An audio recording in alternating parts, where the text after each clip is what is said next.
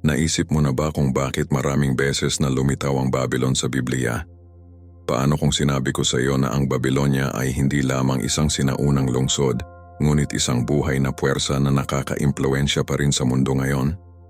Inihayag ng Biblia ang nakakatakot na mga lihim tungkol sa Babylonia, mga tiyak na hindi pinapansin ng karamihan sa mga tao, ngunit nakakaapekto ito sa ating buhay sa mga paraan na hindi natin maisip. Mula sa mga pinagmulan nito sa Tower of Babel hanggang sa pangwakas na pagkawasak nito sa paghahayag, ang Babylonia ay isang simbolo ng kapangyarihan, katiwalian at paghihimagsik laban sa Diyos. Ngunit may isang bagay na mas nakababahala, si Babylon ay narito pa rin na nakatago sa simpleng paningin, paghuhubog ng mga gobyerno, ekonomiya at maging ang paraan ng pag-iisip ng mga tao. Karamihan sa mga tao ay naniniwala na ang Babylonia ay isa pang mahusay na imperyo na dumating at nagpunta. Ngunit ang katotohanan ay mas nakakagambala. Hindi lamang ito kasaysayan, hula ito. Ang parehong Babylonia na nag-alipin ng mga tao ng Diyos at tinanggihan ang kanyang autoridad ay patuloy na umiiral sa espiritual na anyo. Niloloko ang milyon sa pagsunod sa isang landas na lumayo sa Diyos. Sa mga huling araw ang Babylonia ay babangon muli, mas malakas kaysa dati, ngunit ang pagkahulog nito ay magiging mas sakuna. Ano ang ibig sabihin nito para sa iyo? Kung hindi mo nakikilala ang impluwensya ng Babylon, maaaring mahuli ka sa bitag nito nang hindi mo ito napagtanto. Nagbibigay ang Biblia ng malinaw na mga babala tungkol sa akit na kapangyarihan ng Babylonia. Nag-aalok ito ng kayamanan, seguridad at tagumpay, ngunit sa isang kakilakilabot na gastos ang iyong kaluluwa. Maraming hindi sinasadyang naglilingkod sa modernong Babylonia. Hinahabol ang pansamantalang kayamanan habang hindi pinapansin ang walang hanggang kaharian ng Diyos. Nagbabala mismo si Jesus tungkol sa panlilinlang na ito, na nagtanong, ano ang kumikita ng isang tao na makuha ang buong mundo at mawala ang kanyang kaluluwa? Marcos 8:36. Ang tanong ay, hindi ka ba sinasadya na nabubuhay sa ilalim ng impluwensya ng Babylonia? At mas mahalaga, paano ka makatakas bago huli na?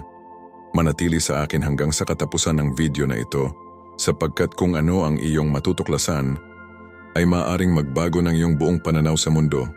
Ang katotohanan tungkol sa Babylonia ay nakatago sa loob ng maraming siglo, ngunit ngayon, ilalantad natin ito.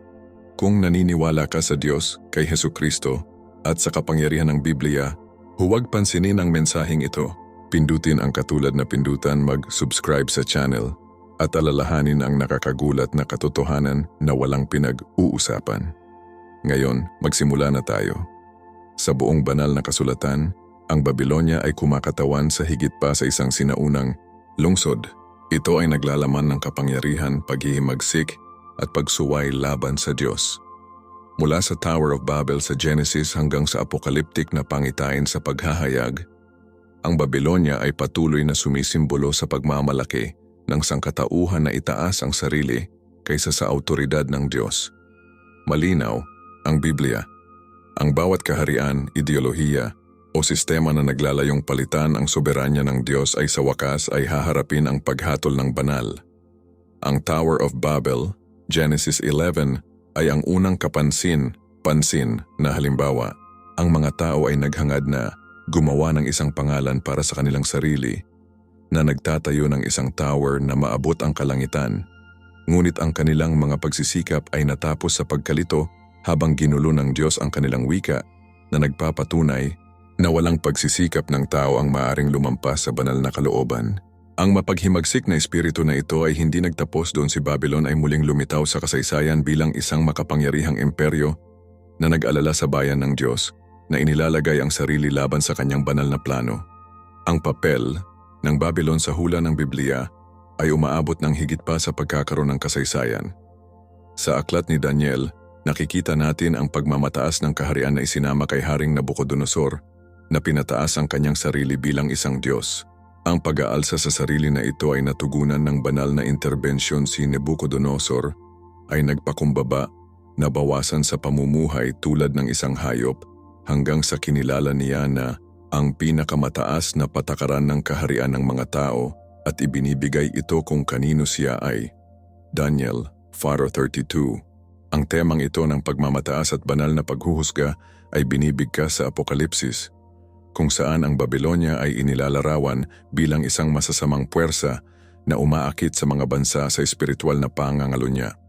Ang kayamanan, impluensya, at makamundong kapangyarihan ay nakakaakit, ngunit ang pangwakas na kapalaran nito ay pagkawasak. Malinaw ang mensahe, kahit gaano kalakas ang lilitaw ng isang sistema, kung nakatayo ito sa pagsalungat sa Diyos, mahuhulog ito. Ang isa sa pinakadakilang panlilinlang ng Babylon ay ang ilusyon ng kawalan ng kakayahan. Maraming mga figure sa Biblia ang nakatagpo ng kapangyarihan ng Babylonia at sinubukan ng impluensya nito. Para sa mga naniniwala ngayon, ang Babylonia ay hindi lamang isang lugar.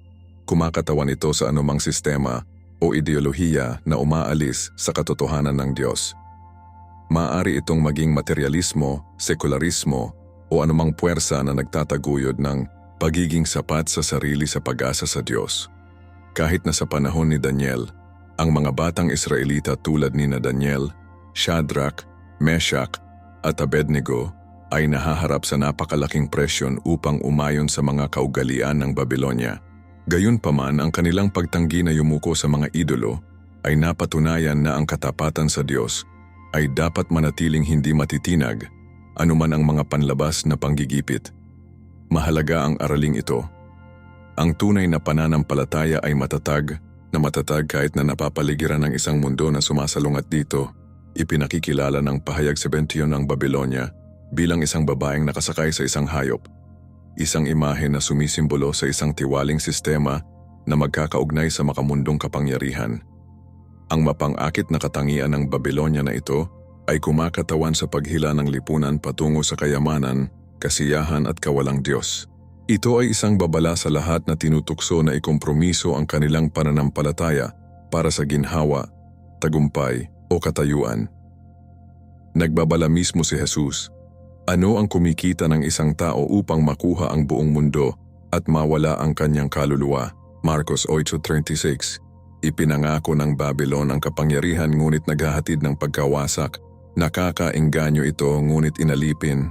Ang pag-unawa sa babalang ito sa Biblia ay nagpapahintulot sa mga mananampalataya na manatiling mapagbantay, na nakikilala ang mga espiritual na laban na nagagalit sa ilalim ng pang-araw-araw na buhay.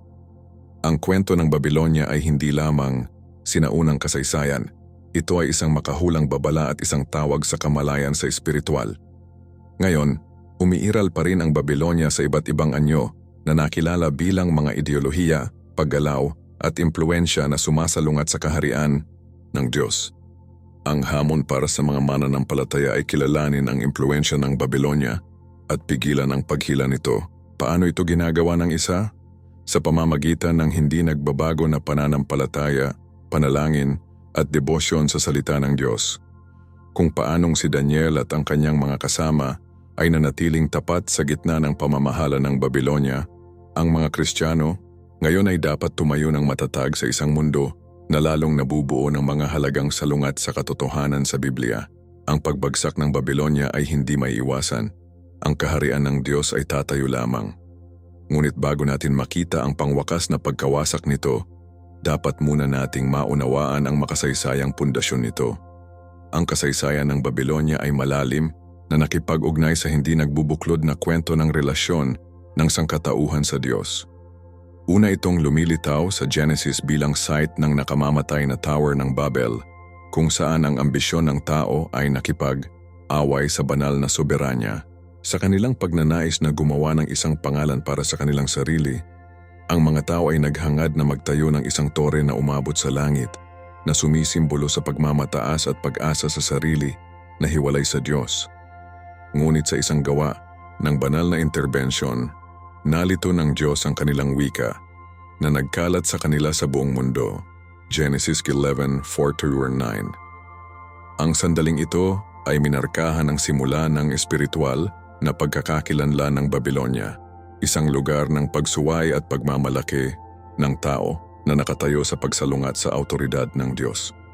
Gayunpaman, ang impluensya ng Babylonia ay hindi nagtapos doon.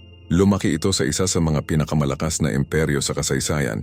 Isang kaharian na ang mga pinuno ay hahamon ang mga napiling tao ng Diyos sa mga dramatikong paraan. Sa ilalim ni Haring Nabucodonosor, naabot ng Babylonia ang taas ng kapangyarihan nito na naging pinakapangunahing imperyo sa oras nito. Ang mga pananakop ng militar ni Nabucodonosor ay hindi magkatugma at ang kanyang kayamanan ay maalamat. Ang kanyang ambisyon ay humantong sa kanya upang maglusob sa Jerusalem na kinukuha ang lungsod at sinisira ang sagradong templo ng Solomon noong 586 BC. Ang kaganapang ito ay isang nagwawasak na suntok sa mga Israelita na nakakita sa templo bilang tirahan ng presensya ng Diyos. Libo-libong mga Hudyo ang nabihag, pinilit na itapon at sumailalim sa pamamahala ng Babylonia. Itinala ng Biblia ang mga pagdadalamhati ng mga Israelita sa panahong ito, mga kanta ng kalungkutan at pananabik sa kanilang tinubuang bayan tulad ng nakikita sa awit 137. 1. Sa pamamagitan ng mga ilog ng Babylonia, umupo kami at umiyak kapag naalala natin ang Sion. Ang pagpapatapon ay hindi lamang isang trahedya sa politika, ngunit isang espiritual na krisis na sumusubok sa pananampalataya ng mga tao ng Diyos sa mga paraan na hindi pa nila naranasan. Ang isa sa mga pinakakapansin-pansin na aspeto ng kasaysayan ng Babylon ay ang pagkahumaling ng pinuno nito sa pag-aalsa sa sarili. Ang Nabucodonosor ay nagtayo ng napakalaking istruktura, kabilang ang mga nakabitin na hardin, isa sa 7 kababalaghan ng sinaunang mundo. Ngunit ang kanyang pinakadakilang gawa ng pagmamataas ay ang gintong estatwa na itinayo niya, na hinihiling na ang lahat ng tao ay yumuko sa pagsamba. Ang sandaling ito ay nagtakda ng yugto para sa isa sa mga pinakamalakas na demonstrasyon ng pananampalataya sa kasaysayan ng Biblia. Nang tumanggi sina Shadrach, Meshach at Abednego na sumamba sa idolo, itinapon sila sa isang nagliliyab na horno. Gayunman, sa halip na mamatay, mahimalang protektado sila ng Diyos. Daniel 3:24-25. Ang kaganapang ito ay muling nagpatunay na walang hari sa lupa. Kahit gaano kalakas maaring mapalampas ang pamamahala ng Diyos. Ang mga pinuno ng Babylonia ay nakita ang kanilang sarili bilang mga Diyos. Ngunit paulit-ulit pinatunayan ng Diyos na siya lamang ang may kapangyarihan. Sa kabila ng kayamanan at kadakilaan nito, ang pagbagsak ng Babylonia ay hindi maiiwasan. Ang pagsulat ay literal sa dingding ng angkahalili ni Haring Belshazzar, ang kahalili ni Nabucodonosor, ay tumutol sa mga sagradong sasakyang dagat na kinuha mula sa templo ng Jerusalem. Sa panahon ng isang maluho na kapistahan, lumitaw ang isang mahiwagang kamay, sumulat sa pader ng palasyo. Mene, Mene, Tekel, Upharsin, Daniel 5:25. Isinalin ni Propeta Daniel ang mensahe na idineklara na natapos na ang oras ng Babylonia.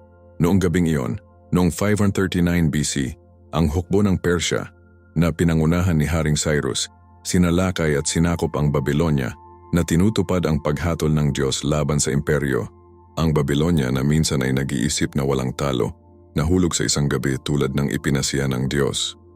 Ang kaganapang ito ay isang malungkot na paalala na walang kaharian, kahit gaano pa makakasama, ay maaring tumayo laban sa kapangyarihan ng Diyos. Ang pagbagsak ng Babylonia ay hindi lamang isang makasaysayang kaganapan. Nagdala ito ng malalim na kabuluhan ng makahulang. Inilarawan nito ang kapalaran ng lahat ng mga bansa na sumalungat sa pamamahala ng Diyos. Ang kwento ng Babylon ay isang aralin sa banal na hustisya, babalalaban sa pagmamataas at idolatriya. Nagsisilbi rin ito bilang isang malakas na halimbawa ng katapatan ng Diyos. Kahit na ang kanyang mga tao ay kinuha sa pagkabihag, hindi niya ito pinabayaan.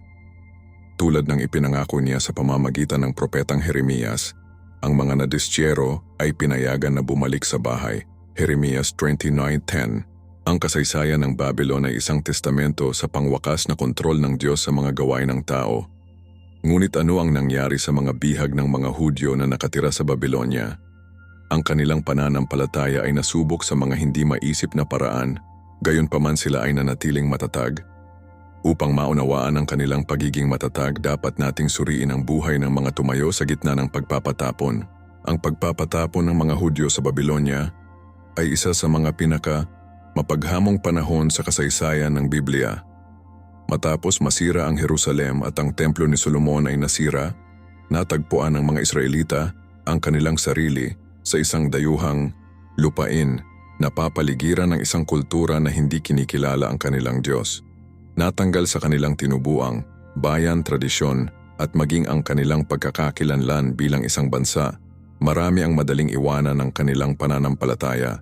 Gayunpaman, sa gitna ng pagkabihag, isang pangkat ng mga tapat na lalaki ang tumaas bilang mga halimbawa ng hindi matitinag na debosyon sa Diyos.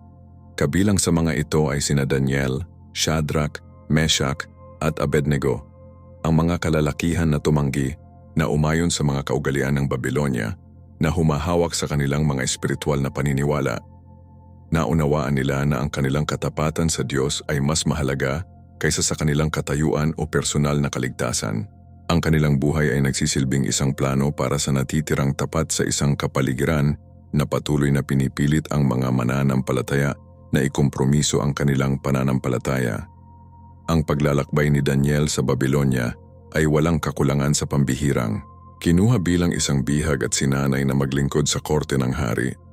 Mabilis niyang nakilala ang kanyang sarili sa pamamagitan ng karunungan, integridad at isang hindi matitinag na pananampalataya. Nang magkaroon ng isang nakakabagabag na panaginip, si Haring Nabucodonosor na wala sa kanyang pantas na tao ang maaaring bigyang kahulugan, hinanap ni Daniel ang patnubay ng Diyos sa pamamagitan ng panalangin. Inihayag ng Diyos ang kahulugan ng panaginip sa kanya na humahantong sa pagtaas ng kapangyarihan ni Daniel sa loob ng kaharian, Daniel 2:19-23. Ngunit ang kanyang pananampalataya ay sinubukan ng paulit-ulit. Kapag ang isang utos ay inisyu na ipinagbabawal ang panalangin sa sino mang Diyos maliban sa hari, ipinagpatuloy ni Daniel ang kanyang araw na panalangin sa Panginoon na tumanggi na yumuko sa autoridad sa lupa. Ang kanyang parusa na itinapon sa isang den ng mga leon. Gayunpaman, mahimalang isinara ng Diyos ang mga bibig ng mga leon na nagpapatunay muli na siya ang pangwakas na tagapagtanggol ng mga nagtitiwala sa kanya, Daniel 6:22. Sina Shadrach, Meshach at Abednego ay nahaharap sa pantay na malubhang pagsubok ng pananampalataya. Nang inutusan ni Nabucodonosor ang lahat ng mga tao na yumuko bago ang isang gintong rebulto, ang tatlong kalalakihan na ito ay tumayo ng matatag na tumangging lumahok sa pagsamba sa idolo. Ang kanilang pagtanggi ay nagalit sa hari na inutusan silang itapon sa isang nagliliyab na pugon na pinainit ng 7 beses na mas mainit kaysa sa dati. Napakatindi ng apoy na kahit na ang mga sundalo na nagtapon sa kanila ay nasunog na buhay.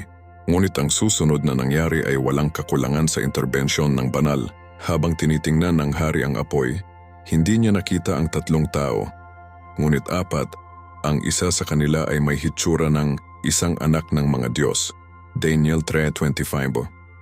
Ang malakas na pagpapakita ng presensya at proteksyon ng Diyos ay nagpakita na hindi niya pinabayaan ang mga nananatiling tapat kahit nasa harap ng kamatayan.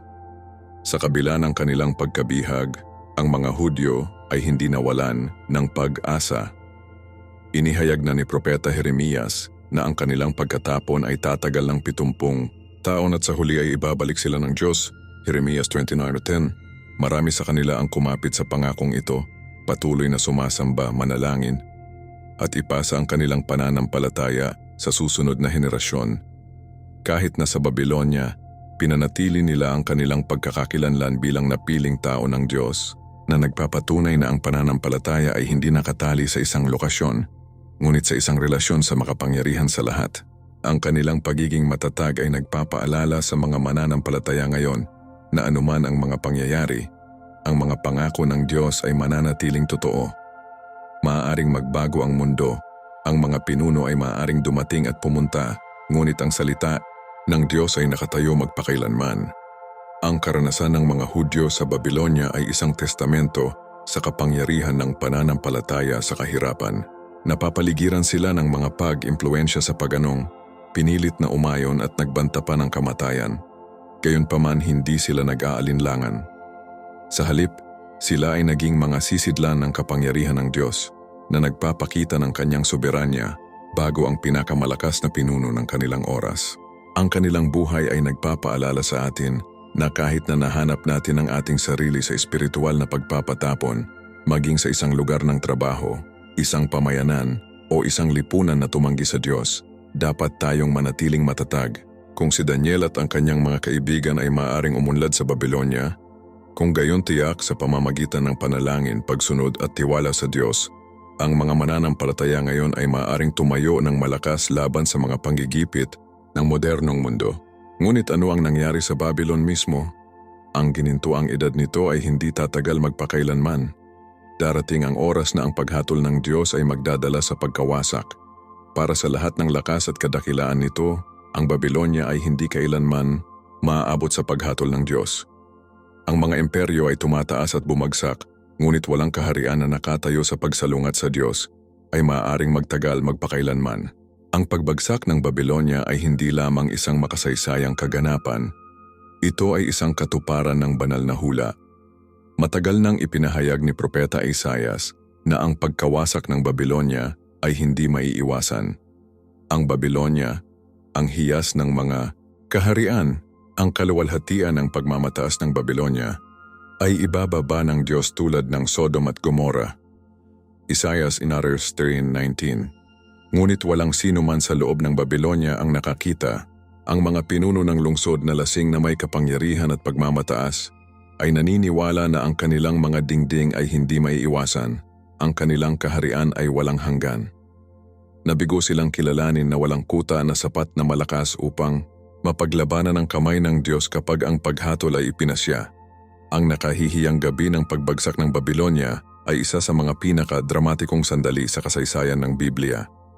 Si King Belshazzar, ang kahalili ni Nabucodonosor, ay nagtapon ng isang maluho na piging na mayabang gamit ang sagradong mga sasakyang ginto at pilak na kinuha mula sa templo ng Diyos sa Jerusalem. Sa gitna ng kanyang kalapastangan, isang mahiwagang kamay ang lumitaw at sumulat sa pader ng palasyo. Mene, Mene, Tekel, Utsin, Daniel 5:25. Ang mensahe ay misteryo sa mga taong marunong sa Babylonia, ngunit tinawag si Propeta Daniel upang bigyang kahulugan ito. Sa pamamagitan ng banal na pananaw, inihayag niya ang kilabot na kahulugan nito. Ang Babylonia ay tinimbang sa mga balanse at natagpuan na nais, at ang kaharian nito ay malapit ng mahati at ibigay sa mga Medes at Persyano. Noong gabing iyon, habang ang mga taga-Babylonia ay nag-feast sa kamangmangan, ang hukbo ng Persya na pinangunahan ni Haring Cyrus ay nilabag ang mga pader ng lungsod at ibagsak ang imperyo. Ano ang tila isang hindi matitinag na kaharian na gumuho sa isang solong gabi? Ang pagbagsak ng Babylonia ay nagtuturo ng isang malalim na aralin. Ang pagmamataas ay humahantong sa pagkawasak. Ang lungsod na dating tumayo bilang pinakatanyag ng kapangyarihan at yaman ay nabawasan sa mga pagkasira dahil tumanggi itong kilalanin ng soberanya ng Diyos. Ang prinsipyong ito ay nalalapat hindi lamang sa mga sinaunang sibilisasyon, kundi sa mga individual, lipunan at buong bansa. Kapag ang mga tao ay natupok ng pagmamataas, naniniwala na sila ay hindi mapag-aalinlangan, inilalagay nila ang kanilang mga sarili sa isang landas patungo sa pagbagsak. Malinaw na sinasabi ng Kawikaan 6:13, ang pagmamataas ay bago ang pagkawasak at isang mapagmataas na espiritu bago bumagsak. Ang kwento ng Babylonia ay isang babala na walang kapangyarihan sa lupa. Gaano man kalaki, maaaring salungatin ang pamamahala ng Diyos at makatakas sa mga kahihinatnan. Ang pagkawasak ng Babylon ay nagdadala din ng kahalagahan ng makahulang. Ang paraan ng pagbagsak nito, walang pag-aalinlangan, sa hindi inaasahan, sa isang sandali ng pagmamataas, na pinipilit ang paraan ng paghatol na darating sa mundo sa mga huling araw. Nagbabala si Jesus sa isang oras na ang mga tao ay mahuli sa bantay, na naninirahan sa pag-iingat sa sarili, hindi alam na ang kanilang oras ay tumaas. Lucas 17:26-30. Sa maraming mga paraan, ang modernong lipunan ay sumasalamin sa espiritu ng Babylonia, na mayaman, kasiyahan at kawalang Diyos habang hindi pinapansin ang mga babala sa salita ng Diyos. Ngunit tulad ng nahulog sa Babylonia sa isang gabi, gayon din ang pagbagsak ng mga sistema ng mundong ito nang dumating ang itinalagang oras ng Diyos. Ang mga nagtitiwala sa seguridad ng kapangyarihan ng tao ay maiiwan ng wala, ngunit ang Mga naninindigan sa pananampalataya ay makakahanap ng kanlungan sa walang hanggang kaharian ng Diyos. Ang kwento ng pagkahulog ng Babilonya ay higit pa sa kasaysayan.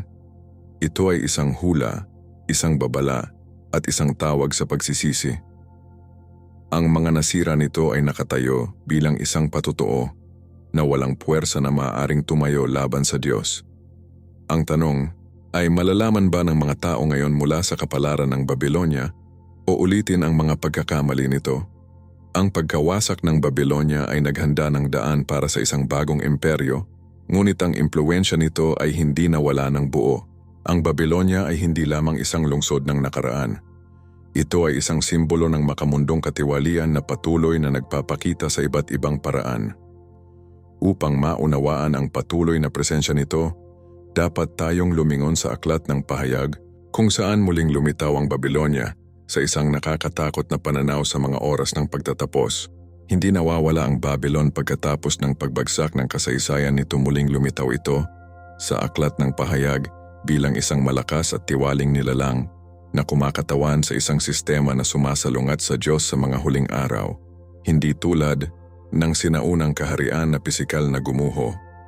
Ang makahulang Babilonya na ito ay hindi lamang isang lungsod, ngunit isang espiritual na puwersa na nakakaimpluwensya sa mga bansa, gobyerno, at mga tao. Inilarawan ito ng pahayag 17 bilang isang babaeng nakasuot ng lilang at iskarlata na nakaupo sa isang hayop na may 7 ulo at 10 sungay. Ang imaheng ito ay kapwa nakakatakot at makasagisag. Ang babae ay kumakatawan sa isang mapang-uyam ngunit mapanirang kapangyarihan. Ang isa na nagtutukso sa sangkatauhan na may kayamanan, impluwensya at kasalanan, pagguhit ng mga tao sa Diyos. Siya ay tinawag na Babylon the Great, ang ina ng mga patutot at ng mga kasuklam, suklam sa mundo. Pahayag 17:5 na nagpapahiwatig ng isang tiwaling sistema na nagpapahiwatig ng sangkatauhan sa ilalim ng panlilinlang at paghihimagsik laban sa katotohanan ni Hesukristo. Ang bagong Babilonya na ito ay sumasama sa pagkahumaling sa mundo sa materialismo, imoralidad, at kompromiso sa espiritu. Ito ay isang pandaigdigang impluwensya na manipulahin ang mga tao sa pag-prioritize ng kayamanan, kapangyarihan, at kasiyahan sa katapatan sa Diyos. Marami ang nalinlang sa pamamagitan ng akit nito, na naniniwala na ang tagumpay at indulgence ay ang pangwakas na mga layunin ng buhay. Ngunit binabalaan ng Biblia na ang sistemang ito ay mapapahamak na mahulog, tulad ng ginawa ng sinaunang Babilonya. Ang Apokalipsis 18 ay nagpinta ng isang chilling na larawan ng biglaang pagkawasak nito. Nahulog ang Babilonya, ang dakila. Siya ay naging isang tirahan para sa mga demonyo at pinagmumultuhan para sa bawat maruming espiritu. Pahayag 18:2. Ito ay hindi lamang isang pagbagsak sa politika. Ito ay banal na paghatol laban sa isang mundo na napili ang kasalanan sa kaligtasan. Ang mga mangangalakal ng earth ay nagdadalamhati habang ang Babilonya ay nawasak dahil ang kanilang mapagkukunan ng kayamanan at katiwalian ay wala na. Ang isa sa mga pinakadakilang panlilinlang ng modernong Babilonya ay ang kakayahang gumawa ng kasalanan na tila hindi nakakapinsala o kahit nakanais-nais. Sa bawat panahon ang Babilonya ay tumatagal ng isang bagong anyo, ngunit ang kakanyahan nito ay nananatiling pareho. Ito ay nakatayo laban sa Diyos na nag-aalok ng maling seguridad sa mga naglalagay ng kanilang tiwala sa mga makamundong sistema. Nagbabala si Jesus na sa mga huling araw, marami ang maliligaw ng mga maling turo, pagkagambala at isang pagnanais para sa tagumpay sa lupa. Mateo 24:24. Ito mismo kung paano nagpapatakbo ang Babylon. Kinukumbinsi nito ang mga tao na maaari nilang makuha ang lahat ng nais nila, pera, kasiyahan, pagkilala, nang hindi nangangailangan ng Diyos. Ngunit sa sandaling itinatayo nila ang kanilang buhay sa mga hindi matatag na mga pundasyon na ito, lahat ay gumuho. Ang paghahayag ay nagpapaalala sa atin na walang kaharian, walang ideolohiya, at walang kapangyarihan ang maaaring tumayo laban sa autoridad ni Hesukristo. Ang mga naniniwala ay binibigyan ng isang direktang utos tungkol sa Babilonya. Lumabas ka sa kanya, aking bayan, upang hindi ka makibahagi sa kanyang mga kasalanan. Pahayag 18:4. Ang tawag na ito ay kagyat. Ito ay hindi lamang tungkol sa pisikal na pag-iwan ng isang lugar ngunit sa espiritual na pag-alis mula sa impluensya ng isang tiwaling mundo. Ang hamon ngayon ay manatili sa mundo nang hindi naging bahagi nito. Tulad ni Daniel at ang kanyang mga kasama sa sinaunang Babilonya, ang mga Kristiyano ay dapat mabuhay sa mga makamundong impluensya habang pinapanatili ang kanilang mga puso at isipan na ganap na nakatuon sa Diyos. Nangangahulugan ito ng pagtanggi sa kompromiso, matatag na paniniwala sa pananampalataya, at naghahanap ng katuwiran kahit na ang mundo ay nagtutulak sa kabaligtaran ng direksyon. Ang mga lumalaban sa mga tukso sa Babilonya ay gagantimpalaan, habang ang mga nakahanay sa kanilang sarili ay haharapin ang parehong pagkawasak na ginagawa nito. Ang pagbagsak ng Babilonya sa Apokalipsis ay isang punto sa pangwakas na paghuhusga ng Diyos. Ito ay minarkahan ang pagtatapos ng isang sistema na pinahihirapan at niloko ang mga tao sa loob ng maraming siglo, ngunit ito rin ay isang sandali ng tagumpay para sa kaharian ng Diyos. Si Hesukristo ay maghahari at ang tunay na kaharian ng Diyos ay maitatag magpakailanman. Ang kaibahan ay malinaw. Ang mga namuhunan ng kanilang buhay sa Babilonya ay mawawala. Ang lahat ngunit ang mga mananatiling tapat sa Diyos ay magmamana ng buhay na walang hanggan. Ang kapalaran ng Babylon ay selyadong at hindi maiiwasan ang pagkahulog nito. Ang tanong ay makinig ba ng babala bago ito huli? Habang sumusulong tayo, dapat nating tanungin ang ating sarili kung ano ang itinuturo sa atin ng mga aralin sa Babilonya tungkol sa pananampalataya, tiyaga, at ang mga panganib na nakahanay sa mundo sa halip na walang hanggang kaharian ng Diyos. Ang kwento ng Babilonya ay higit pa sa isang makasaysayang account. Ito ay isang babala, isang hula, at isang tawag sa espiritual na pagbabantay. Ang pagtaas at pagbagsak ng makapangyarihang kaharian na ito ay nagsisilbing malinaw na pagpapakita ng hustisya ng Diyos. Paulit-ulit, ang Babilonya ay kumakatawan sa mga panganib ng pagmamataas, kasakiman, at paghihimagsik laban sa Diyos. Ang unang aralin ay simple ngunit malalim. Ang pagmamataas ay humahantong sa pagkawasak. Naniniwala si Haring Nabucodonosor na ang kanyang kaharian ay hindi masisira. Ngunit nang tumanggi siyang kilalanin ang soberanya ng Diyos, siya ay nagpakumbaba, nabawasan sa pamumuhay tulad ng isang ligaw na hayop hanggang sa nakilala niya na ang tunay na kapangyarihan ay kabilang lamang sa kataas-taasan. Daniel Frater 30:37. Ang prinsipyong ito ay nananatiling totoo ngayon. Kahit sino na tumataas sa kanilang sarili kaysa sa Diyos, maging ang mga individual o buong bansa, ay mahuhulog sa huli. Walang halaga ng kayamanan, impluensya o lakas ang maaaring maprotektahan ang mga naglalagay ng kanilang sarili kaysa sa autoridad ng Diyos. Ang isa pang malakas na aralin mula sa Babilonya ay ang kahalagahan ng pananatiling tapat sa gitna ng kahirapan. Ang mga nadistyero ng mga Hudyo ay nahaharap sa matinding presyon upang talikuran ang kanilang mga paniniwala at sumunod sa mga kaugalian sa Babilonya. Gayunpaman, ang mga numero tulad ni na Daniel, Shadrach, Meshach at Abednego ay napatunayan na ang katapatan sa Diyos ay higit sa anumang kahihinatnan sa lupa. Kapag itinapon sa nagniningas na horno, ang tatlong lalaki ay tumanggi na yumuko sa mga idolo na nagpapahayag, ang Diyos na ating pinaglilingkuran ay maaaring iligtas tayo. Ngunit kahit na hindi niya, hindi tayo maglilingkod sa iyong mga Diyos. Daniel 3:7-18. Ang kanilang pananampalataya ay hindi nakasalalay kung ililigtas sila ng Diyos. Ito ay nakaangkla sa pagsunod at tiwala. Ang mga hamon na ito ay mananampalataya ngayon na magtanong, sapat ba ang aking pananampalataya upang tumayo ng matatag kahit na ang aking mga dalangin ay hindi sinasagot sa paraang inaasahan ko? Ang tunay na pananampalataya ay hindi nagbabago, anuman ang kinalabasan. Inilalantad din ng Babilonya ang mapang, akit na katangian ng makamundong kapangyarihan at materialismo. Ito ay isang lungsod ng kaluwalhatian, kayamanan at labis, ngunit ang lahat ng ito ay pansamantala. Inilarawan ng pahayag ang mga mangangalakal na nagdadalamhati sa pagkawasak ng Babilonya, na napagtanto na ang lahat ng kanilang kayamanan ay walang kahulugan sa harap ng paghuhusga ng banal, pahayag 18:11-17. Ito ay isang paalala na ang pagtugis ng tagumpay sa lupa ay mabilis. Nagbabala mismo si Jesus, huwag mag-imbak para sa inyong sarili sa mga kayamanan sa mundo, ngunit mag-imbak ng mga kayamanan sa langit. Mateo 6:19-20. Sa isang mundo na nahuhumaling sa tagumpay sa pananalapi, katayuan at personal na tagumpay, ang kwento ng Babylonia ay tumatawag sa mga mananampalataya na ilipat ang kanilang pokus sa kung ano ang tunay na mahalaga. Walang hanggan na buhay sa Diyos. Ang isang kritikal na pag-alis mula sa kapalaran ng Babylonia ay ang kaharian ng Diyos ay ang tanging magtitiis. Ang mga imperyo ay bumangon at bumagsak sa buong kasaysayan, ngunit nananatili ang kaharian ng Diyos.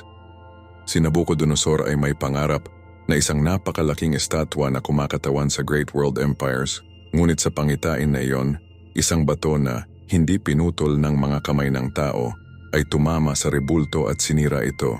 Daniel 2:34-35. Ang bato na ito ay kumakatawan sa kaharian ni Hesukristo, nalalabas sa bawat makapangyarihang kapangyarihan. Malinaw ang mensahe. Ang bawat sistema ng tao, kahit gaano kalakas, ay madurog sa harap ng walang hanggang pamamahala ng Diyos. Dapat tiyakin ng mga naniniwala na ang kanilang katapatan ay hindi sa pansamantalang istruktura, ngunit sa walang hanggang kaharian ng Diyos. Sa wakas, ang Babylonia ay nagsisilbing babala para sa mga modernong panahon.